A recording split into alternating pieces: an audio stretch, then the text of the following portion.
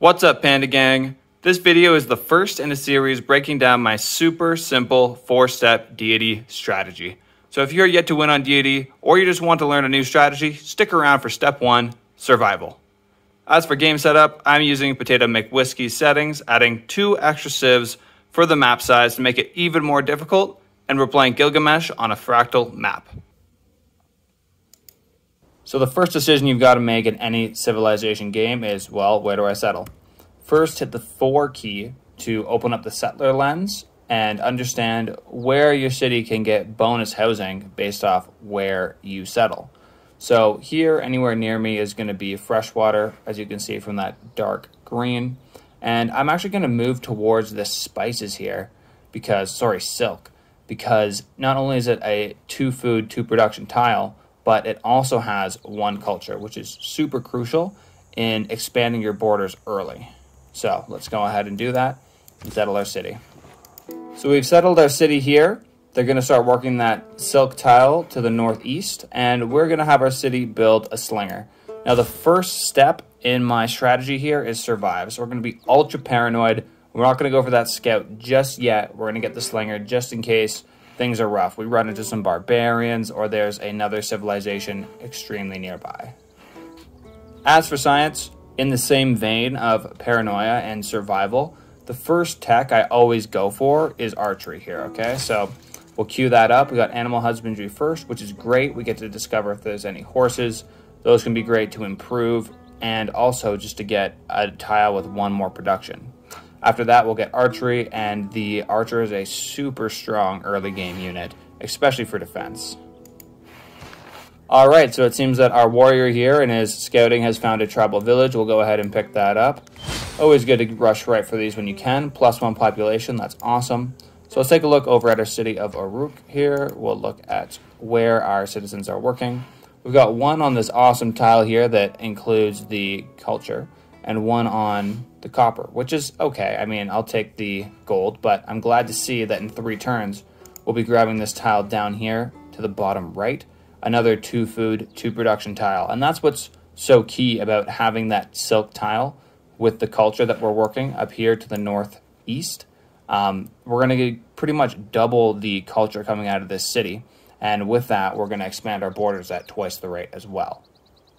Okay, so at this point, our warrior has done some great scouting for us, but it's getting a little bit of a ways away from our capital. If some emergency happened, I think it could make it back in 6 to 8 turns, which is acceptable, but we don't want to push that too much further.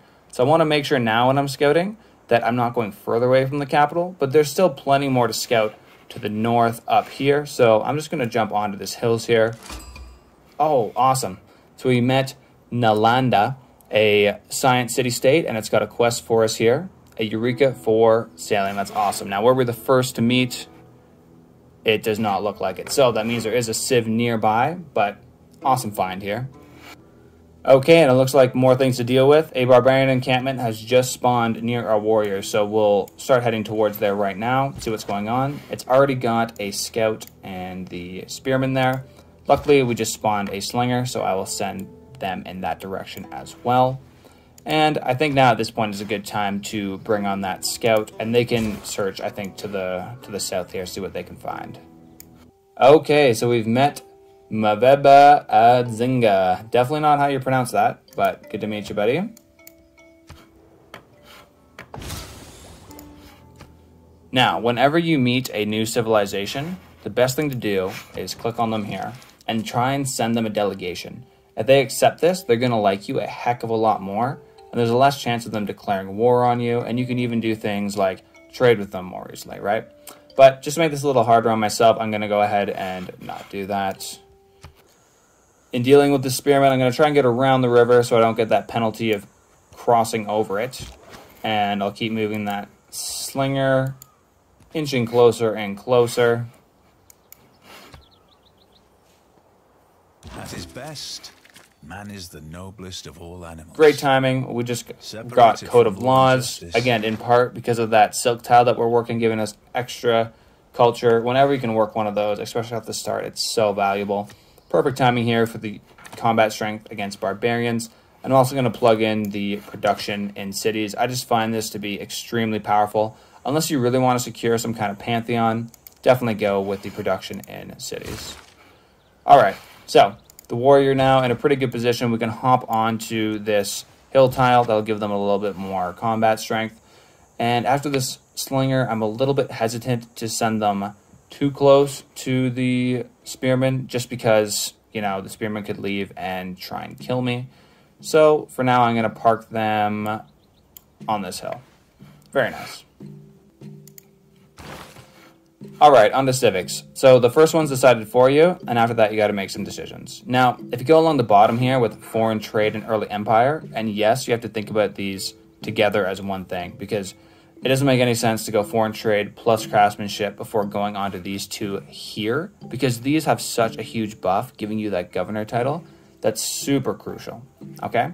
So we're going to do one or the other, and I'm going to go with the foreign trade here. I like this one because it gives me a trader, and because it gives me open borders, which I can then trade with the AI to make friends with them. And also I can even sell it for money, which is awesome. On the other route, you've got things like a Gauge. This is awesome if you want to pump up military units, but I'm not trying to conquer someone right off the bat. So I think it's better to go along the bottom. So I'll click here on Early Empire. So we got that denunciation from the Congo already. They just don't like me. All right, so luckily so far, all I see is there are no dogs in heaven. One slinger from them. Sorry, one scout. And yeah, that's it. So I'm not too scared at this point. The barbarian spearman is doing some questionable things going into the marsh. So I'm just going to collect the camp here. Thank you very much. And I'll start laying down fire from the slinger. Awesome. That's great. So them being in the marsh also makes their unit weaker, and we should be able to clean them up pretty quickly. Now, keep in mind, I'm trying to give this kill to the slinger. That'll come more in handy later.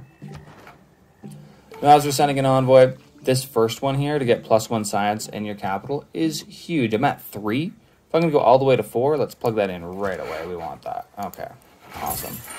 All right, we're in a tough situation here with this spearman because I really want to give this kill to the slinger. However, as you'll see, if I go with the warrior onto the spearman, major victory, it looks like they'll actually end up with the kill. So this is a tough choice here. I'm going to go ahead and attack with the warrior just because we don't have time to waste. And, okay, looks like they did get the kill.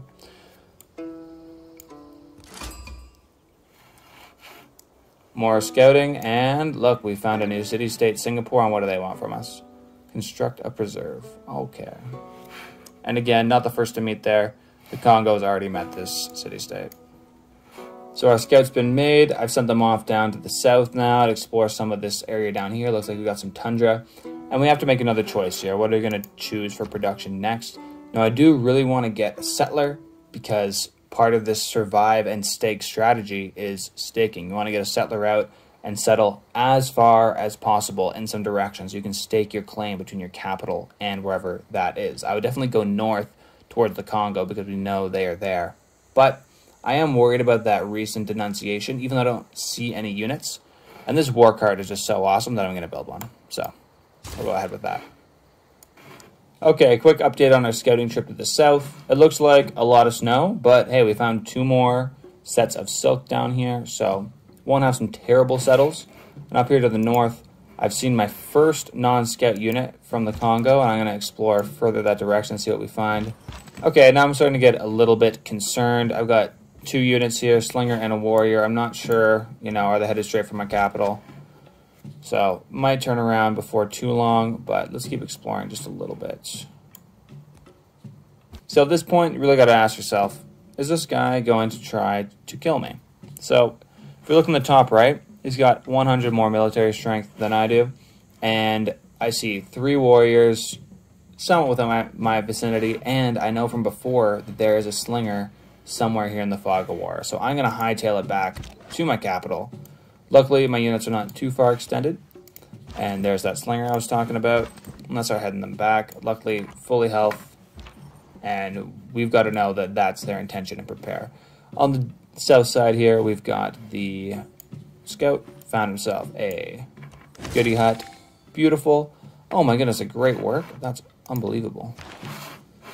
4 faith per turn. Wow. Okay, at this point, it definitely looks like the Congo want to fight me. These guys are going full steam towards my capital, but I'm also retreating, and luckily I've got this war cart coming in one turn. On the south side, Scout has found another goody hut, but there is a barbarian, so let's try and get around them here, and we can even fight them. Let's see what the Congo have to do this turn. Oh man, right into my territory. Luckily we've got that war cart coming in right now. And I'm going to put them on to here to defend. Take my warrior, put him back in the city. And my slinger's sort of caught out here. I made a mistake. There was this choke point here. And I just can't get through this turn, so I'll have to wait. Hopefully they don't declare war this turn and my slinger gets caught out. But that would be my mistake. Goody hut. Inspiration, I'll take that.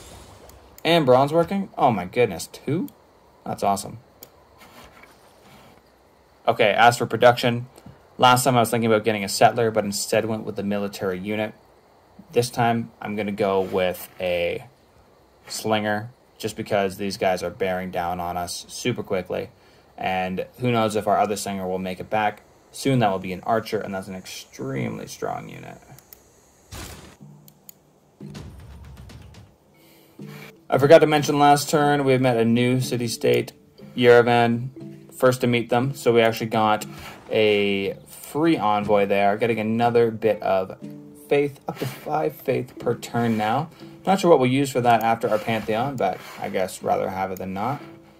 And as for the Congo, they are right here in the capital, looking super aggressive. I could expect a military declaration this turn. May the forces of evil become confused while your arrow... Okay, time to select some more research. We got the archers, which is awesome, and we're building one here in the capital. But the next step we got to think about here, okay, do we want to go the irrigation route, which is in the top here? And this can be great for the silk. And, you know, we can do some farming to get the Eureka here. We have some things to farm. But on the other route, we can go down here for bronze working, which will let us mine some things like copper, which isn't too attractive to me. But what this does open up is the ability to see where the iron is. And I want to get a settler out soon. And knowing where iron is when you're settling is crucially important, because you don't want to settle a little bit too far away to take advantage of where some of that spawns. So I'm going to go with the bronze working here. And here we go. Okay, surprise war. That was not that surprising, but my slinger was destroyed. Big mistake by me to send them too far away through that choke point so that they couldn't get back in time because of those mountains. Luckily, we have a couple solid melee units in here, and we've got an archer coming up the rear. I've scrolled through some of these. We got some options here. I think +1 culture from plantations is great because we've got this cotton down here, and we've got the silk in our capital, as well as those 2 silks we found to the south. But I'm a big fan of these get some benefit now type of pantheons, which is this one here, fertility rates. You get a builder, and throughout the game you get city growth of 10% higher. So I'm going to go ahead and pick up that builder right now. Hopefully we can get a farm down, maybe even a mine once that completes, even while the Congo is attacking us.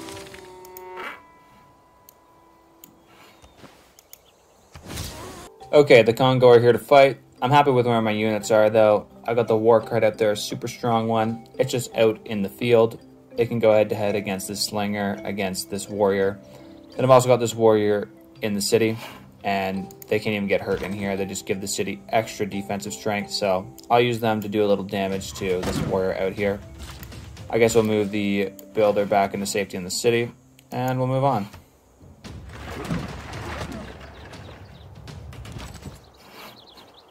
All they did was attack the city, and I mean, it didn't seem to go so well for them. My war cart got fought over here. Their unit lost about half their health.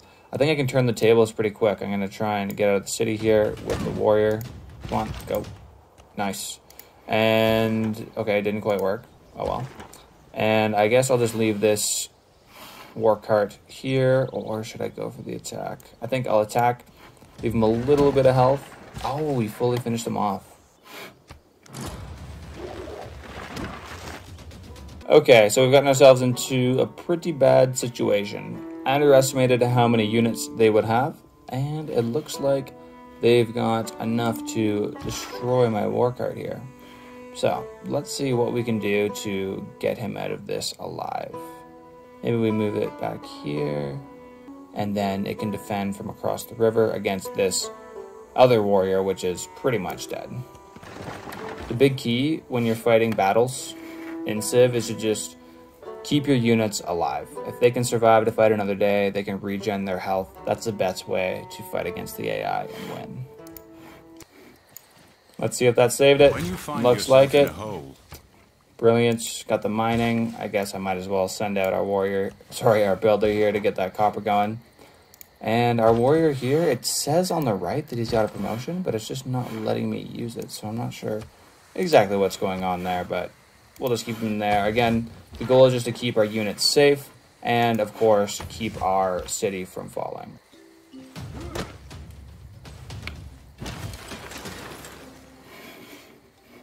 Okay, on defense now, I'm a little bit concerned about these warriors building up and actually doing some real damage to my capital, especially when I don't know what exactly is in the fog of war. So I'm going to move this warrior out. Like the game said, I should have a promotion. There we go. I'll use this to heal my unit and give it better combat strength against these melees that it'll be going up against. And just like I was saying on defense, you want to help your unit survive. Like this war card here is almost dead, so I'm just going to keep it somewhere safe and let it heal up. You want to do the opposite for the enemy. If you have the opportunity to totally destroy one of the enemy's units, like in this situation here, you've just got to go for it. Even though, okay, I'm going to do almost no damage to this unit, whereas I could do a whole bunch to this one right next to me, it's best just to totally destroy this unit. That way it doesn't get a chance to regain its health and come back and fight you another day. Comes time again to decide what exactly we're going to produce. And we're at war. We are definitely on the losing side here so far, if our armies were just to go head-to-head. Luckily, we're playing defense, but we need more troops. And this war card is super strong, especially in this ancient era. So let's go ahead and pump out another one of those. I still want to get that settler, but we just have bigger priorities right now. Again, it starts with survive. Okay, on defense again, I'm a little worried about this double tandem destroying my warrior here. So we'll try and back him up, see if we can find somewhere safe for him to stay. In the meantime, though, we've got this archer here. Like I was saying, awesome unit. We're going to use them to... Let's go after the slinger, just because they can inflict a lot of damage without actually being hurt themselves, which is not a great trade-off. So we'll go ahead and attack them here. Nice. And this warrior can just hang out here and fortify.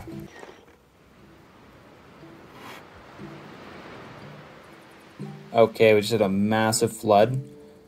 Looks like our units got damaged, but so did theirs. Right on. So I'm going to back this war card up even more just because I'm paranoid about it dying. Wonderful. That archer still. So glad to have this unit here. We can have it pick off this slinger. Cannot run away. Same thing with the warrior. We're going to bring it back somewhere safe so that it doesn't die, and we'll let it heal up. Fight it again another day. So our latest war card has been constructed. I think we're definitely safe at this point to go ahead and build that settler. So I'll just get the war card to attack the unit there. Clear them out. They're pretty much done anyways. And here they just keep coming one at a time, and this is just too easy. Got the archer going. Warrior. Cart. They gotta be a little bit more planned than this. Nice. Bronze is the mirror of the form. Okay, so we've got the iron tech, and we've got two results. So let's go see where they are. One by Nalanda, which actually just declared war on me because they are suzerained by the Congo. And is there another one? There should be one more. So that's... Oh, another one. Okay, also very far away, near the Congo's territory. Sadly, nothing in this vast swath of land we have to the south of us. But it is what it is. At least now we know. For the next science, we'll get this last base one, pottery. It gives us a few options. We can go either for irrigation, and I think that's where we'll go, so we can improve that silk. There's some cotton nearby as well. And also, if we want to lean into a bit of science, not a bad idea. We have quite a few mountains. I think that's the best next step here. Alright guys, to recap today's video, at the start I mentioned the two things we wanted to do was 1, survive, and 2, stake our claim on the map. And today we got dealt a tough hand. We had an aggressive Congo come after us with all their units, but we were able to stave off their invasion, only lost the 1 slinger unit, and now we're sitting pretty. We've got around the exact same military strength as them, 107 to 118. So I think this was a great example of how to survive. It's really about playing defense, keeping your units alive while keeping their units away from your capital, away from the city, because as long as I don't take the city, you're totally fine. Okay? Look forward to the next video where we go from not only surviving, but surviving and staking our claim with the settler that'll be coming out in just 4 turns. We're going to start settling towards the Congo because to the south, there's nothing but some tundra and sea. So we're looking good on that end. Anyways, I hope you guys enjoyed this video. Make sure to like and subscribe, and I'll see you in the next one. Bye. Just in case you guys wanted any evidence of the difficulty, here we go. We're on Deity.